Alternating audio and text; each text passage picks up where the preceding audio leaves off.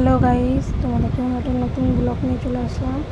তো আজ ওই দুটো ভাই, আমার দুই ভাই মিলে আমাদের এখানে মাছ হচ্ছে।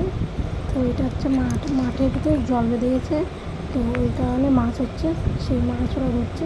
তো ছাড়া ছাড়া সেটাই তোমাদেরকে দেখাবো। তো ভিডিওটা না কেটে দেখতে থাকো। চুপ মুখ বন্ধ। দেখি ভয় পাই এখন তার